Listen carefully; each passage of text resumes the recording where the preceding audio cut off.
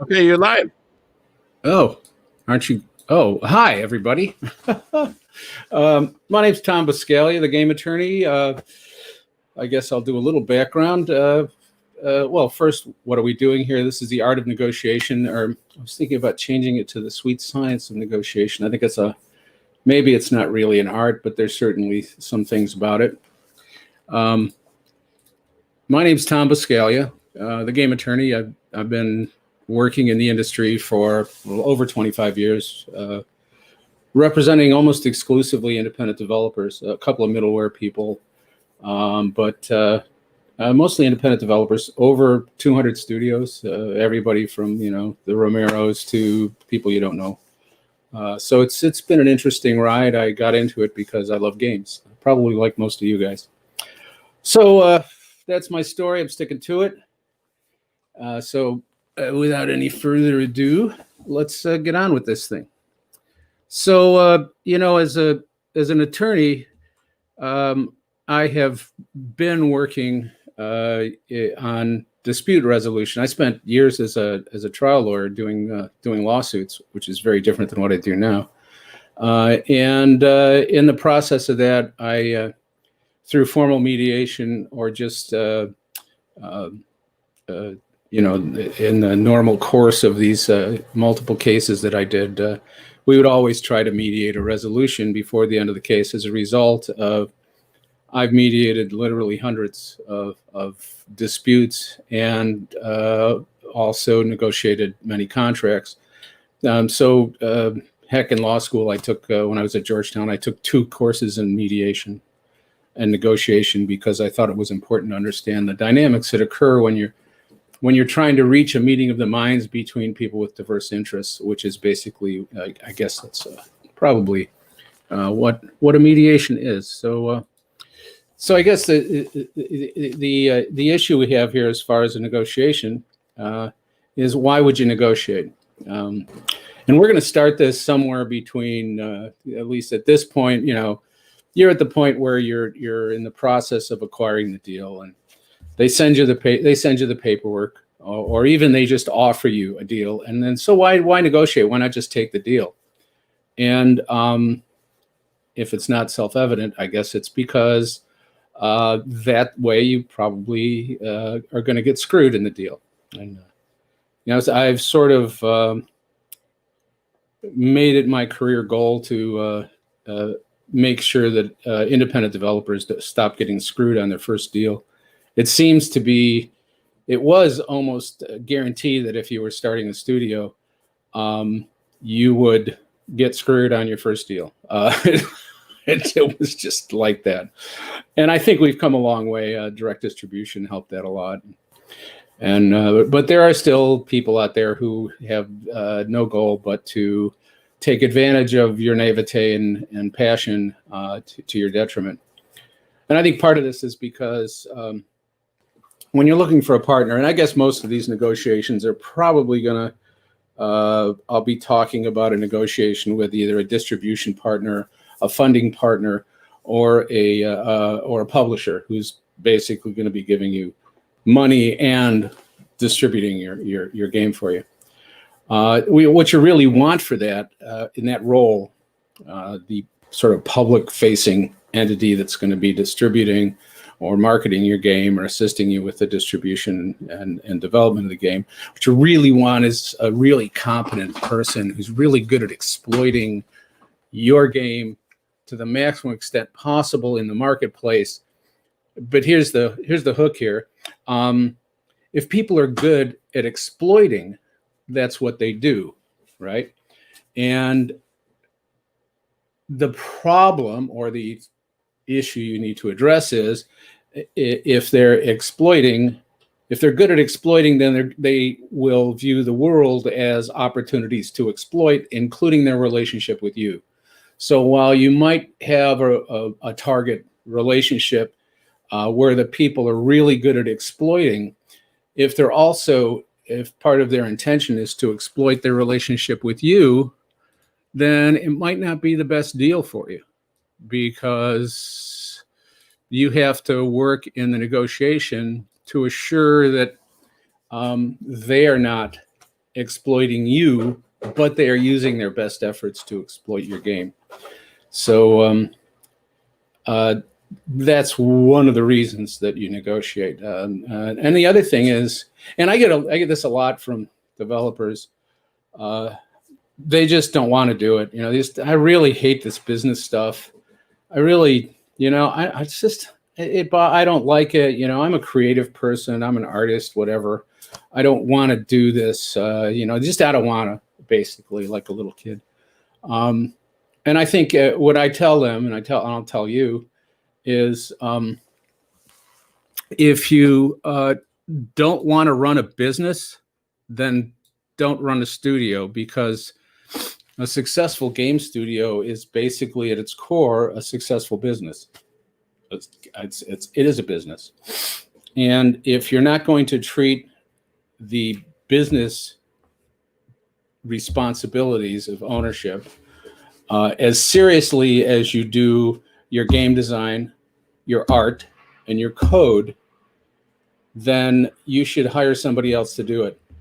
Seriously, if you can't get a friend of yours who's a good business person, and cut him in or pay him to do it. But don't just think it's going to be okay because we can trust the people we're doing business with, because they have their own agenda, and it's not making you succeed, it's making them succeed. So, cowboy up, do your work. You got to put in the work, right? So, do the work and run your business like it's a business. I know, isn't it terrible? When we got into games because we don't want to have to deal with that stuff. So, what is a negotiation? Well, you've all done it. Even those of you who've never run a business and have never done a negotiation, trust me, you've done a negotiation. Hey, Mom, can I go to the park? Hey, Mom, can I borrow the car? Hey, honey, I'm going to go out with the guys tonight. Are you okay with that? Well, yeah, if you take out the trash. That's a negotiation, right? It is basically a meeting of the mind, the process through which we develop a meeting of the minds with people with possibly divergent interests. Your mom wants you to be safe. You want to go out and get crazy and get drunk and drive the car at night. Well, I don't know if people do that anymore. That's what it was like when I was a kid. Anyway, so that's a negotiation. And I think we do it all the time in our personal life. We don't do it so much on a commercial societal level. It's in some countries, they negotiate for everything. Even when they go to the groceries, they go to get groceries at the market, they negotiate about the price of pears. Our society, and at least in the States, we're a little less inclined to do that, but we do negotiate in our personal lives and certainly in our professional lives. So that's what it is. Now, and you can say, well, gee, Tom, yeah, game contracts are really different, aren't they? I mean, this is a complex, long thing, and it's different, but not so much. It's still, the process is similar.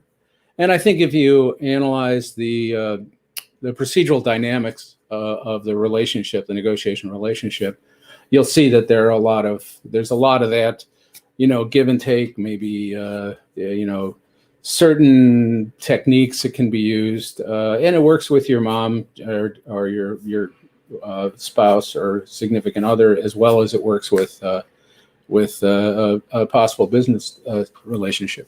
Go figure that, huh? So let's talk about what some of the differences are.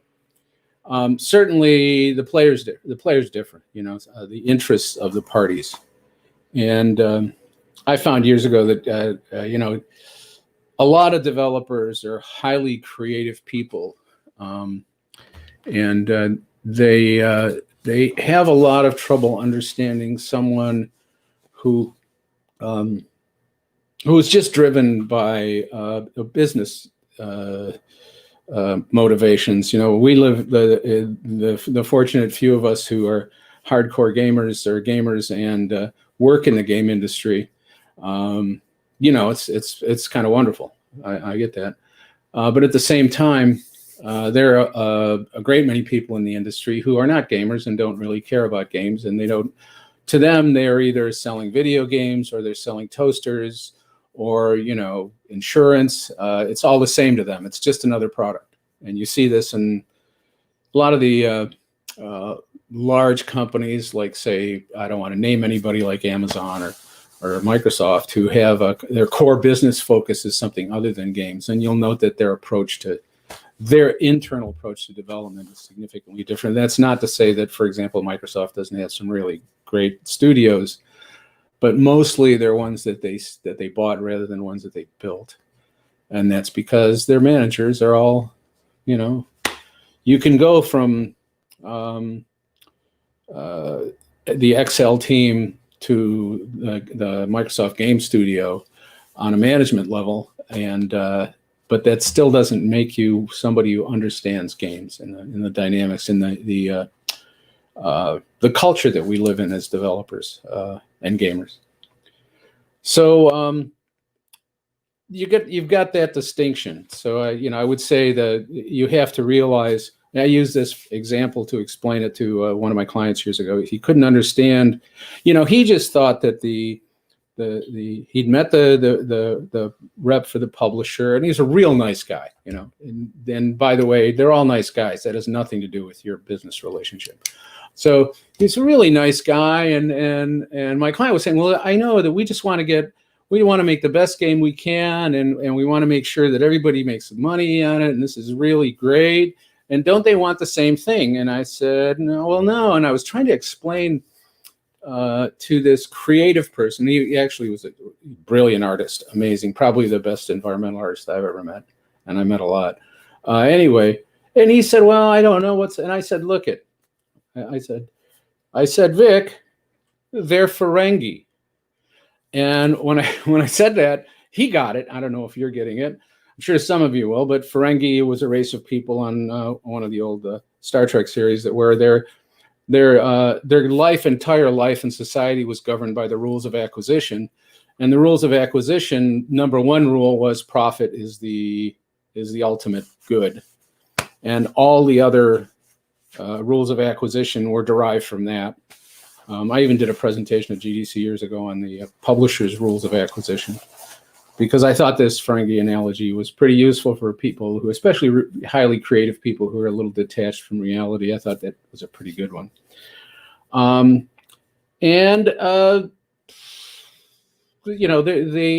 a result, you need to understand who these players are. First of all, right? What their motivation is. And then the next thing you have to do as you're going into, that I find different from, saying, dealing with a family member or a friend in a personal negotiation, is that the bargaining power is significantly different here. And it's something that, and we'll probably talk about this more later, but you have to analyze the relationship and then determine who has the different bargaining power.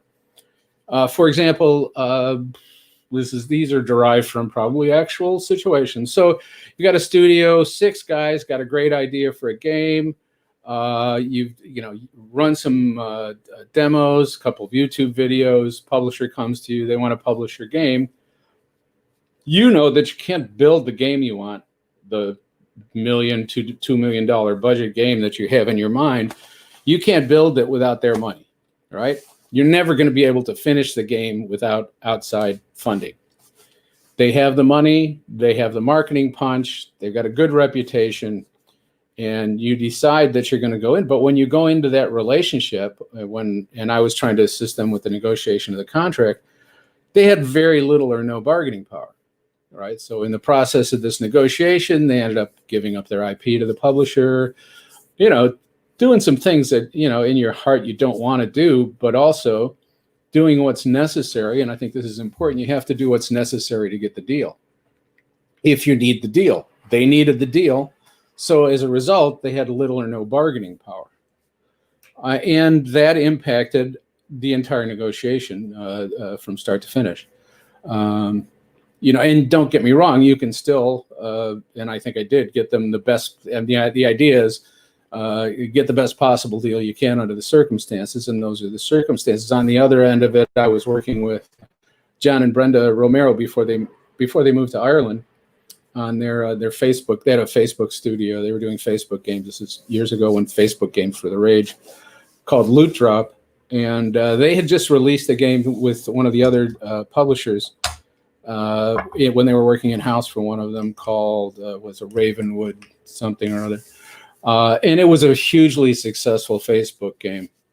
And all of the major players wanted to work with them to make, so they started this studio with the idea, the traditional idea that I think many of you have is, I want to have an independent studio. I don't want to be owned by a publisher. I don't want to have to work with only one publisher. I want to be able to work with whoever I want to work with and make the games I want to make and blah, blah, blah, blah, blah, right? So, which is sort of a dream thing, but most of us don't get to live in that world because we don't have the bargaining power. Well, because of the success of Ravenwood Square and their reputations, as being, they've both been making games since the 80s, for God's sake. Between the two of them, probably 250 different games. It's pretty crazy. So everybody wanted to work with them. So all of a sudden, we were in a position to negotiate very, very favorable deals and dictate a lot of the terms that normally, for me, it was a real joy because it's very seldom do you get to be in an opportunity where you're negotiating a contract and you have, as a developer, and you have significant amount of bargaining power. You have leverage in the deal. So that's probably the other end of the spectrum. And I think the other thing that you probably need to understand is that we all go into these things with certain biases, and understanding the biases of the opposite players is really important. The other thing I have done, I'm looking at my notes here, of course, and the other thing is, and I run into this all the time. I don't know. This is should be in the do's and don'ts, and developers, for the most part, and okay, I'm going to stereotype a little bit here. I don't think it's far off. They want to be liked. It's important. They want people who in the industry to like their game, right? And they want them to like them, and they want to be nice people because they are nice people. And so, I get a lot of issues out of that, but mostly they just don't want to be seen as difficult and they want to be liked. And I just got to say, who cares? This is, you're running a business. You're not running a social network or something. And you're at a disadvantage to begin with. So, the publishers or distributors or funding people, they'll do 20 contracts a year, maybe 30, maybe more. Somebody like, obviously Val does probably 2,000 a day. I don't know. So there's that. And so they're very familiar with the process and the ones, and because of their familiarity and their rote, they also have certain blind spots, and then sometimes you can take advantage of it. But it is something to consider. And as part of this, I don't want to be a troublemaker. I don't want to make trouble. I don't want to be seen as someone who's difficult. I think one of the problems with that is that the initial impression that a potential partner like this looks at is the first impression they have of you and how experienced they take you to be, and that will impart, as I mentioned, biases that will establish their bias model of I'm dealing with an inexperienced developer who's not really sure what's going on, and this may be his first deal, so I can probably dictate the terms. And if things get tough, I can always throw the old, "Oh, this is standard practice in the industry" at them. If you ever hear that, immediately circle that and really look into it, because if in any contract, if the other party can't give you a logical justification for why they're asking for what they're asking for in the contract, and they come out with standard practice, you should immediately assume that it's not standard practice and it's something that they do because it's hugely to their advantage and probably isn't to yours. So So I think that one of the other things I'd like to mention at this point is that the really hard part is getting a contract. I think a lot of people believe this. I think a lot of people think that, you go through this ordeal, and it will be an ordeal if you do it right. And at the end of it, you get an agreement, you sign the agreement, and the contract's done, right? You don't have to look at it again. That's really not true. It's not to just sign it. You've got to make sure that it's the best deal you can, and then you have to be aware that when you sign the contract, it's not the end of the relationship, because while the negotiation is a process, it's not combat. So the idea that you have this cooperative process, and the goal of which is to form a lasting, mutually beneficial relationship. And the purpose of the contract, basically, and the whole process is to make sure that you have a clear mutual understanding of what the terms are. It's called the meeting of the minds. That's what lawyer people call it. So how do we get there? Let's talk about negotiation prep, because it doesn't just start there.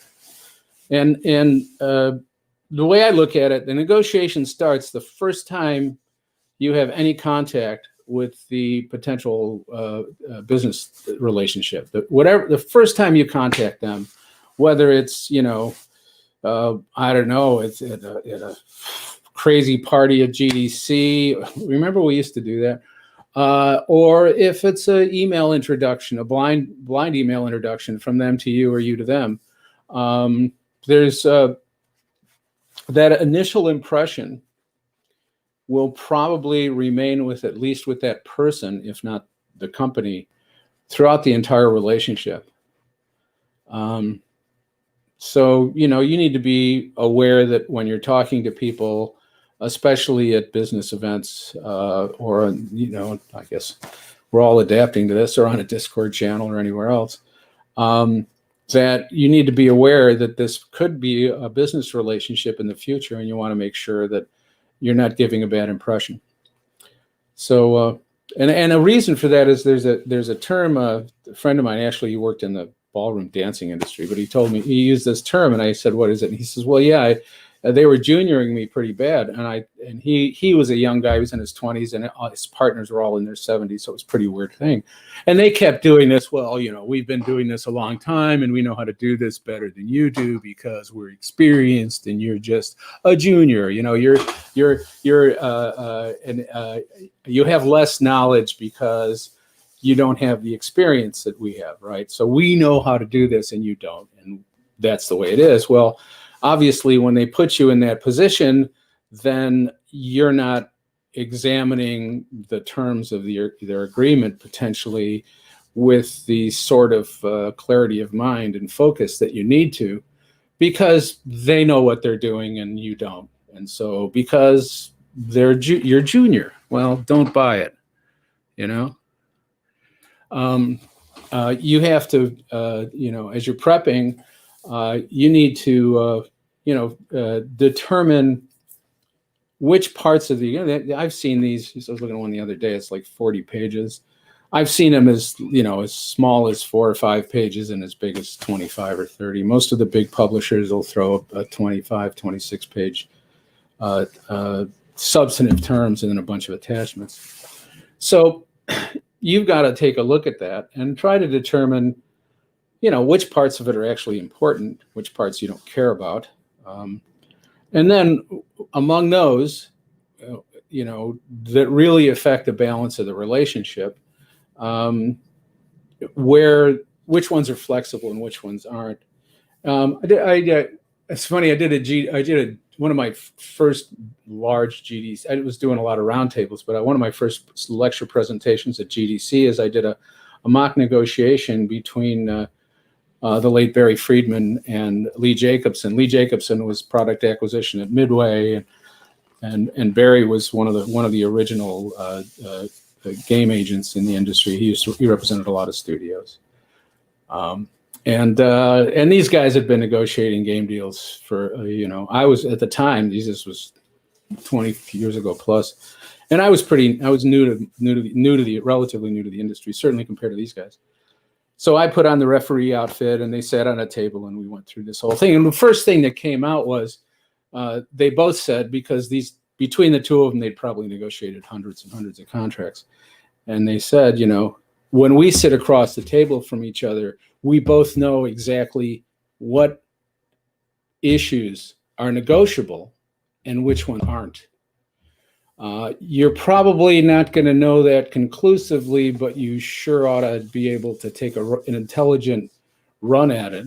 And certainly if you have experienced help, they will help you identify, where there's room to play and where you're just bumping your head against the wall. The other thing is you need to, and I talked about this before when I was talking about bargaining power, you need to estimate how much leverage you have in the negotiation. Like John and Brenda had a huge amount of leverage, that's fine.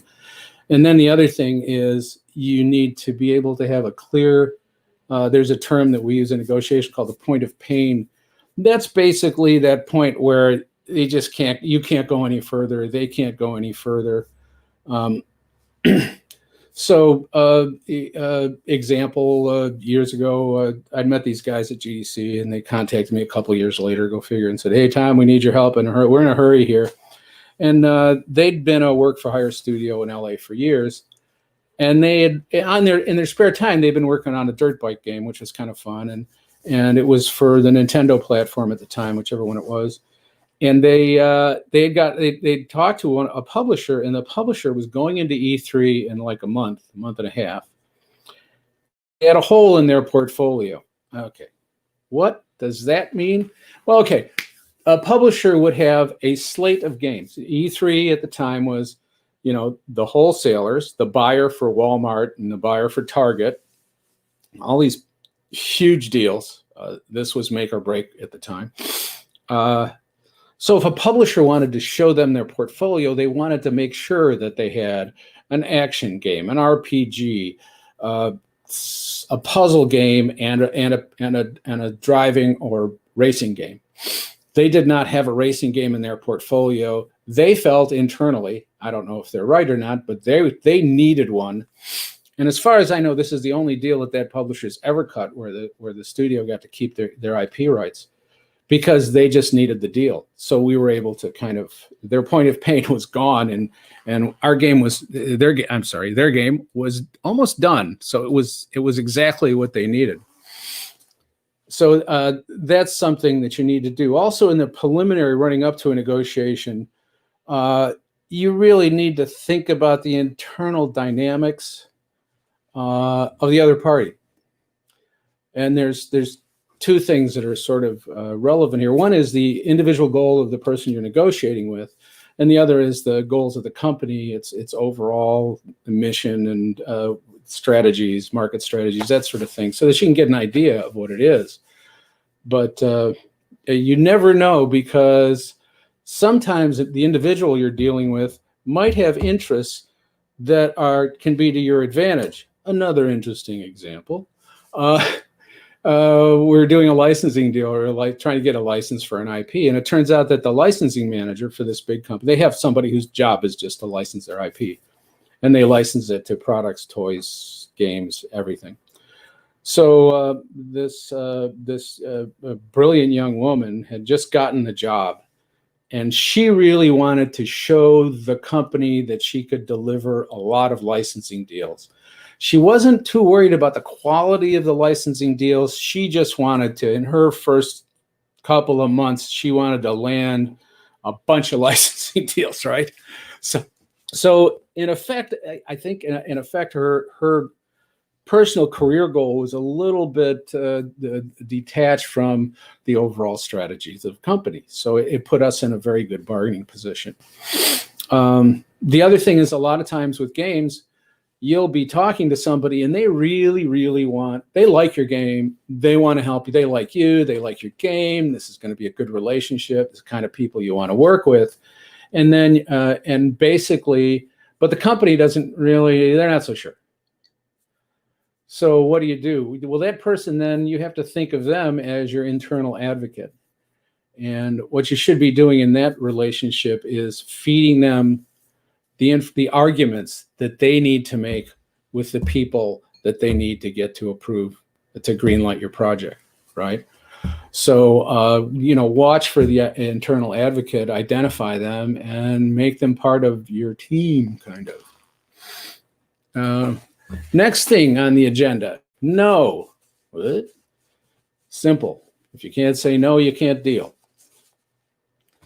Thus, the small studio that's never released a game, that it's got a cool idea that somebody might want to fund, you may not be able to say anything. You may not be able to say no. Saying no may be the end of your dream. Well, I wouldn't say kill your dream over not getting the best deal you want. But at the same time, if you can't say no, you can't negotiate. Well, you can, but you can't get the big things done.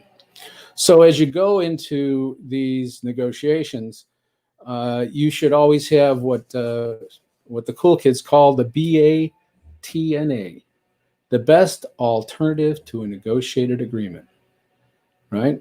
If you can't get this deal, is it the end, or is there another deal? Do you have a plan B and a plan C sort of thing? So you need to have that best alternative to a negotiated agreement.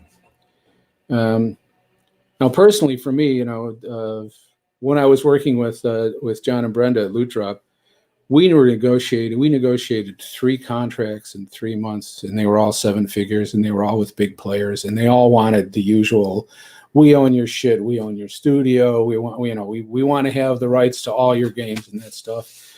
And we'd get at the time, Silicon Valley companies that were doing Facebook games at the time were really accelerated.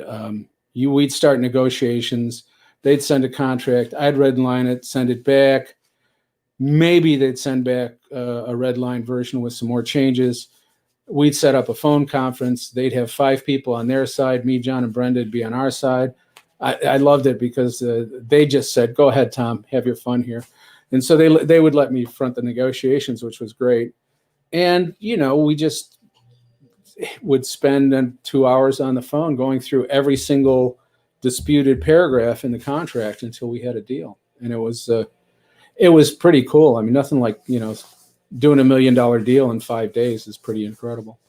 And it was funny. We were on one of these horrible conference calls, and the other side keeps wanting to have a right of first refusal on their next games. They won't give it.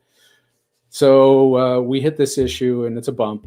And this is just basically a no way for John and Brenda, and I was with them on that.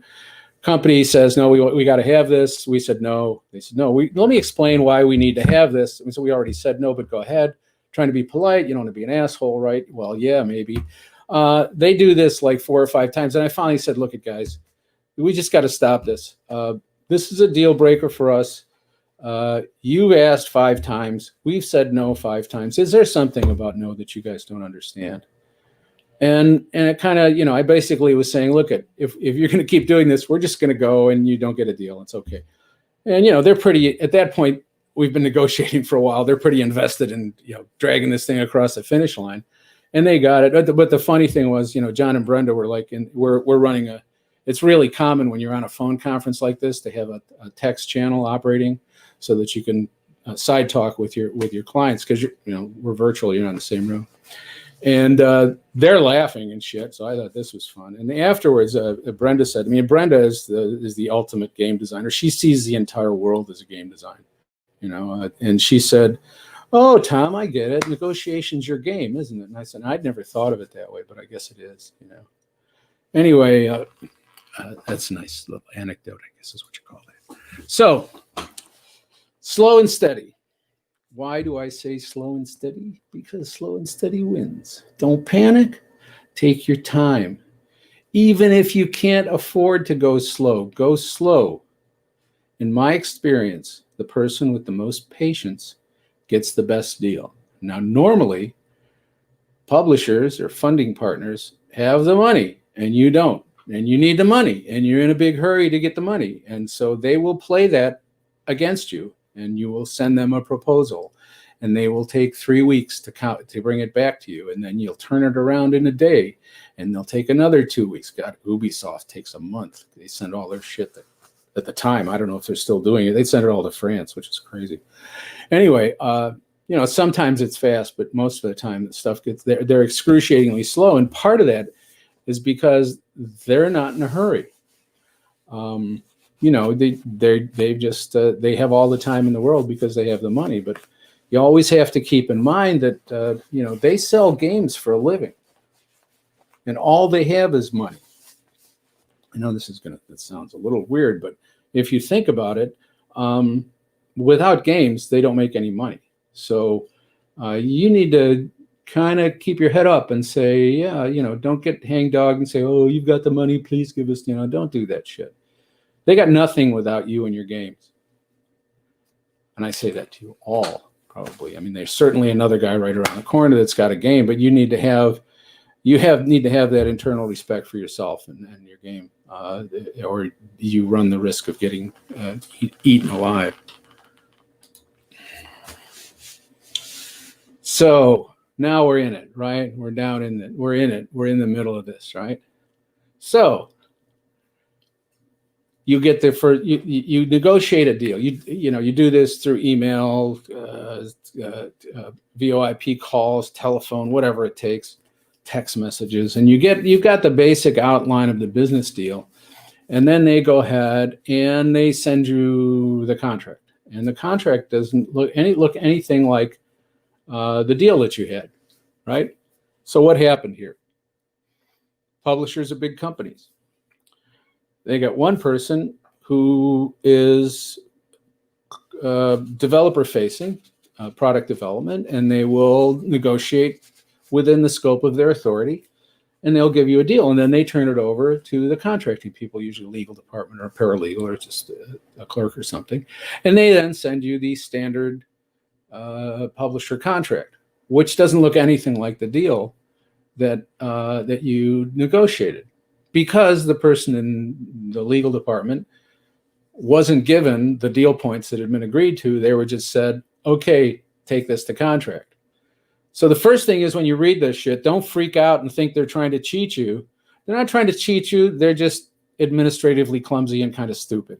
So the first thing you do is, if you want to be bitchy, which I always recommend at this point, is send it back and say, could you please change this to make sure it reflects the following points that have been agreed to prior to this point? And then you send them a copy of the email where you laid out, hopefully in the process, every single deal point that they had agreed to. That's fun. So now we're in it. Now we start tearing into this thing. You have to develop both a strategy and the tactics of how you're going to do this. But I think one of the things that I do, and I don't mean to be disingenuous in the process, but it's always good to ask for everything you want. If they send you their ideal contract, their dream deal, then it's my policy to rewrite it into our dream deal and send it back and say, okay, you want to go there? We'll go there. But how about we start in the middle somewhere? And usually that wakes them up to know that they're not going to basically, a lot of times they'll just send out an agreement in hopes that you just sign it and don't read it, which is great. But then, if you read it and then you freak out and call a lawyer, and the lawyer, redlines it and sends it back, it looks like it's going to blow up, but it really doesn't. And it's always useful to put some things in there that you may not care about so much. I don't know, change the jurisdiction of any disputes to where you are as opposed to where they are. They're never going to agree to that, but it's something that you can give them in the negotiation. You can give on that point and maybe get something else.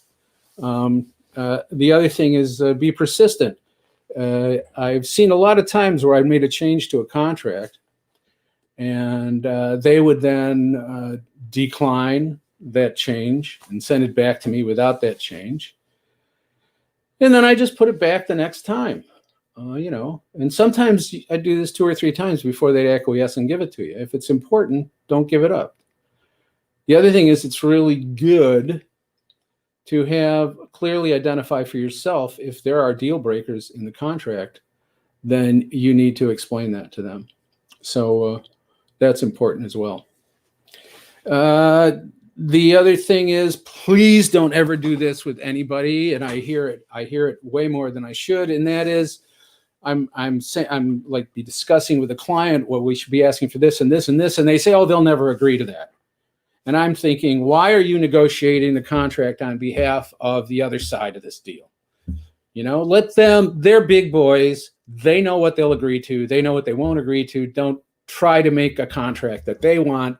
Make the contract you want, because they're going to be trying to make the contract that they want. So that's the dynamic. A nice little saying. Try to remember this. When you say no, it means no. When they say no, it means maybe. So that's how I look at it.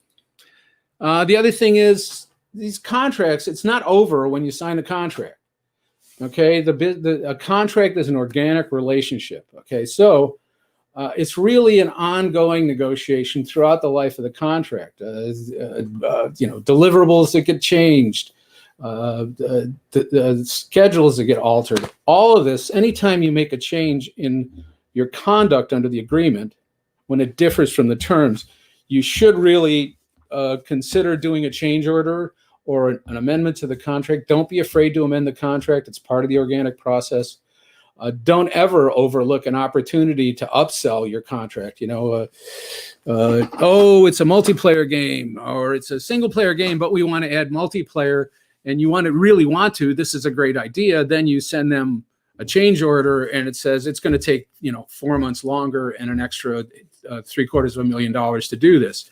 You don't just go ahead and do it, because that's how you go out of business. And I've had clients do that. The iteration process is really essential to making a quality game, and sometimes it creates issues. It often creates issues. So don't forget the upsell. Let's see. Well, I don't know. Indy said 40 to 50 minutes, right, Indy? Okay, so here we are. Parting thoughts. Trust the process. You be you. You be on your side. Let them take care of themselves. They're big boys. Don't worry about them. And patience. Stay patient. Don't be in a hurry. And good luck with it, kids. Anyway, and now it's time for Q&As. So, Indy, you got any questions up there you think people want to ask? Sure. There's a couple questions. All right, let's go back up. And also there's some in here from Discord, but let's see. Let's scroll down here. Here's a question, and Jay answered this. Oh, you walked away, Tom. Tom. He had to go. Look, is that snow in the background? There's Jay. Tom had to hit the facilities, apparently. Where'd Tom go? I got to do these things. Go ahead and ask your question. I can hear you fine. What happens when you give no fucks? Look at guys. I got my coffee here, and it's important.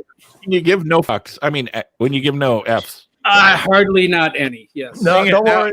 Nika already dropped the first F on the conference this morning at 8 o'clock. Hey, Jay. Oh, yeah? What'd you say? Funny. What's going on here? Here, let's do this. Evil Gizmo says, is it pretty normal when the publishers want first dibs on upcoming games? Is that like a normal thing there? Yeah, it is. Do you want to be put in a position where you're at a disadvantage? I mean, I don't have a problem with the right of first refusal. It gets a little more difficult when it's a right of first refusal in last match. All right, expand on that, because I know you know what I'm talking about, Jay. Oh, I know, but I'm not here to teach me. I'm here to teach everybody else. Okay. So here's the deal. Right of first refusal means for your next game, you have to offer your existing partner. I'm going to call them partners. It's probably not the right word, but your existing partner, let's call it a publisher. Your existing publisher wants the right to look at your next game and an opportunity to negotiate to do that game with you. Okay, that's fine. That's a right of first refusal. You have to offer it to them first. If they take it, fine. If they don't. And there's a great out in the modern world for a right of first refusal is you can say, well, here's the deal I want. I'm going to self-publish and my publisher is going to get nothing. So do you want that deal?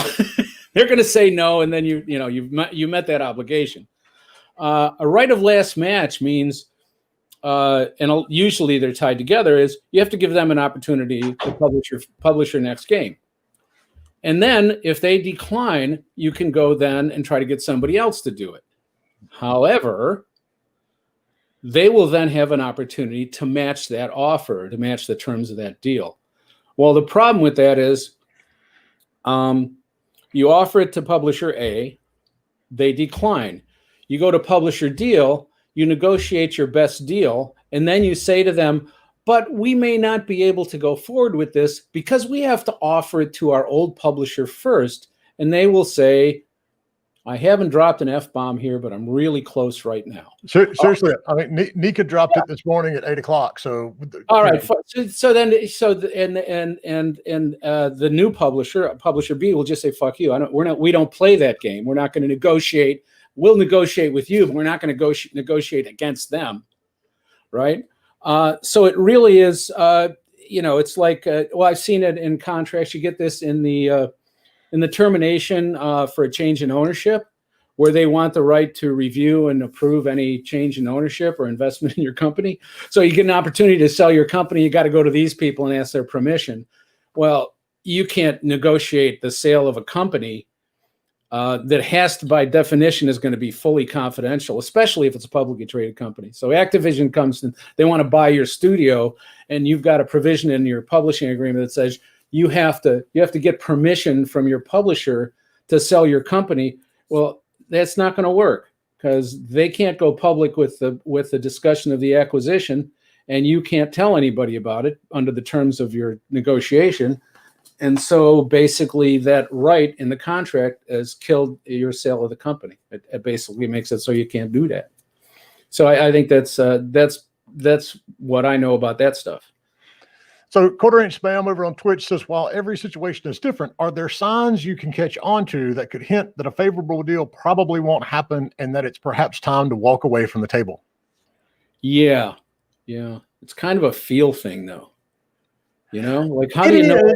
How do you know when you're about to fall off your bicycle? There's something does this thing, the front wheel starts to shake or something happens in your balance. And then the next thing you know, you're laying on your side. I know it. I mean, it's going to sound really lame. I know it when I see it, but it's true. You can tell, first of all, and you get this especially, I mean, there's a whole range of people doing this in our industry. It's amazing how much it's grown over the years. But there's some, like, I'll run into an old school guy, somebody who worked at a publisher who's maybe a lawyer or a biz dev guy and a publisher who's from the old school when there was no direct distribution. Digital distribution was just starting out.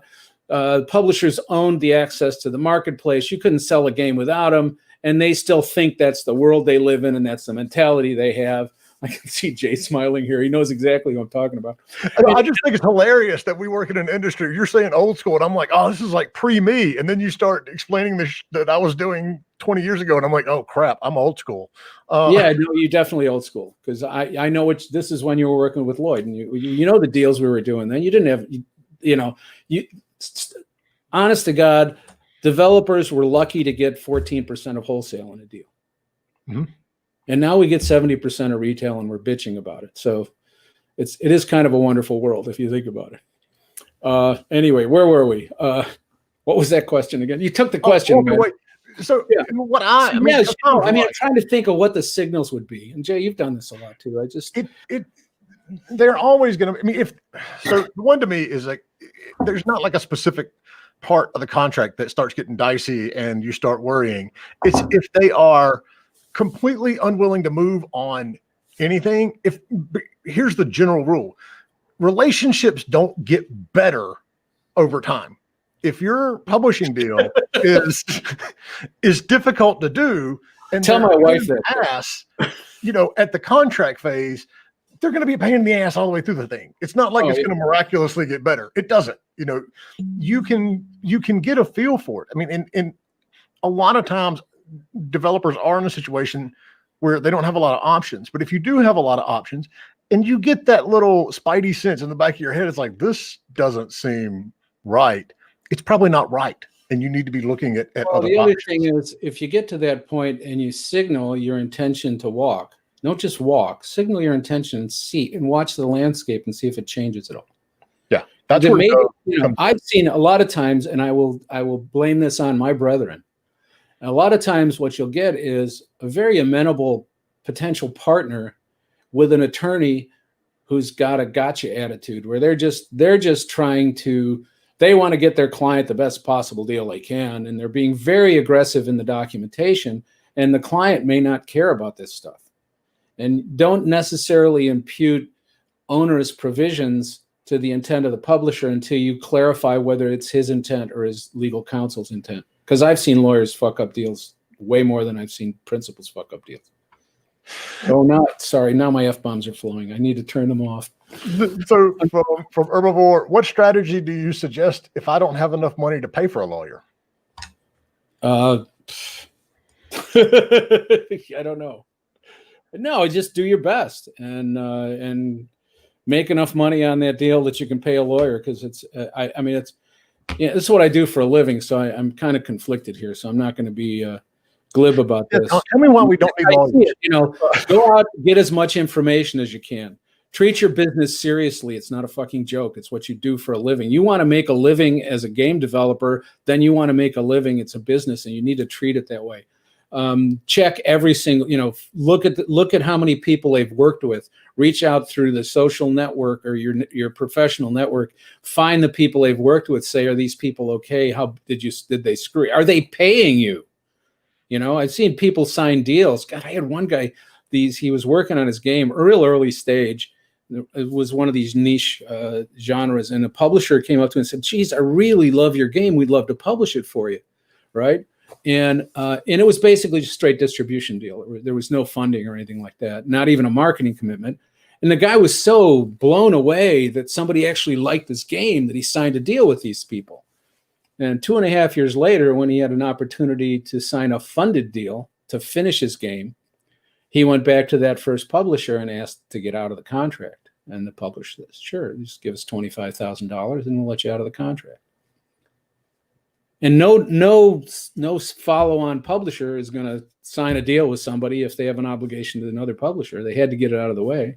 They needed the $100 and whatever $1,000 to finish the game, and so they just paid the bribe. Now, legally, since the publisher had never delivered anything, it was probably not an enforceable contract, but it would have cost $250,000 to fight it, or 25, and it was basically nuisance value deal. So, the mistake they made was the game wasn't ready to be released. They didn't need a distributor at that point.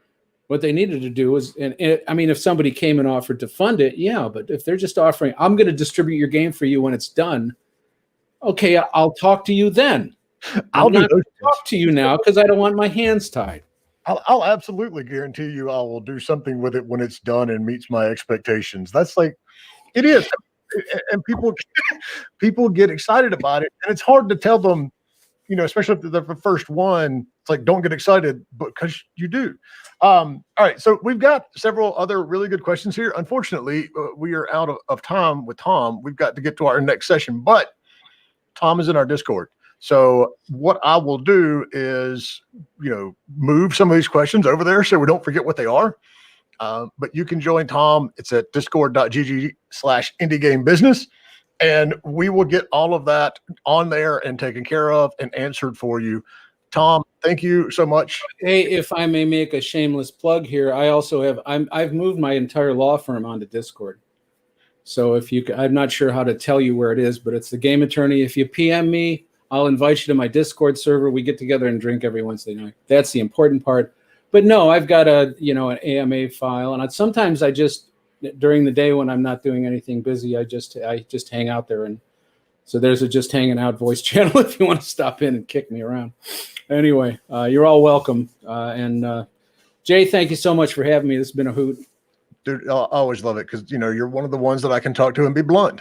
It's like this. Blunt? This doesn't. Blunt? I know, really. Yeah. All right, everybody, stick with us for 5 minutes. Next up, we have. Hold on, I got to look at my schedule because it's the third day and I don't even know who we have at this point. Oh yeah, a good one. So Alexis Biro from Terra Localizations is going to be, talking about basically how to localize accordingly, which markets and genres you need to aim for to make sure you're not wasting your money on doing things. So that's going to be good. He's going to start in like 2 minutes, and Tom's already gone. So all right, bye everybody. Bye. Oh, you're still there. All right, bye.